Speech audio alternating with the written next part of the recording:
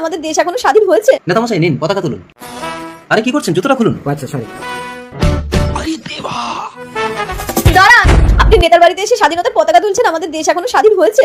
কি হয়েছে ওর? আমার মেয়েটাকে বলৎকার করে মেরে দিয়েছে। কে? নিশ্চয়ই ইংরেজরা আসেনি, আমাদেরই দেশের কোনো জানোয়ার আমার মেয়েটাকে শেষ করে দিয়েছে। যে কামারই হোক তাকে 1 ঘন্টার মধ্যে খুঁজে বের করে এমন দৃষ্টান্তমূলক শাস্তি দেবো, ভবিষ্যতে কেউ এই কাজ করা তো দূরের কথা, ভাবতে ভয় পাবে। তারপরে এসে আমি স্বাধীনতার পতাকা উত্তোলন করবো। তোমার দিদির বাড়িটা থানায় নিয়ে যাও পোস্টমর্টমের জন্য। আর তোমার মেয়ের বাড়িটা কোথায় পড়েছিল? হসপিটালের সামনে। ঠিক আছে নেতা সাহেব, হ্যাঁ বলুন। আপনি আমার সাথে একটু আসুন তো। আসুন স্যার, আসুন। ঠিক আছে আসছি। কোথায় পড়েছিল আপনাদের? এখানে পড়েছিল আমার মেয়ে। এখানে পড়ে দিল। বলছি অফিসার, এখানে যখন কোনো কিছু পাওয়া যাচ্ছে না, চলুন আগে পতাকাটা উত্তোলন করি। দাঁড়ান নেতা সাহেব, আমি এখান থেকে কিছু তথ্য সংগ্রহ করতে চাই। এটা কি? এটা তো একটা মোজা। দেখুন তো নেতা সাহেব, এই মোজাটা চিনতে পারছেন? এই মোজাটা কার বলতে পারেন? ইস, কার বলতে কার নোংরা মজা ফেলে দিলেন? চিনতে পারছেন না তাই না? আরে কি হলো অফিসার? জুতোটা খুলুন। খুলছি। এই মোজাটাই পায় করুন। কেন? কি হলো, এই পায় করুন। পড়ছি। যারা স্বাধীন দেশের শান্তি লঙ্ঘন করবে তাদেরকে এভাবে ডাইরেক্ট এনকাউন্টার করবো।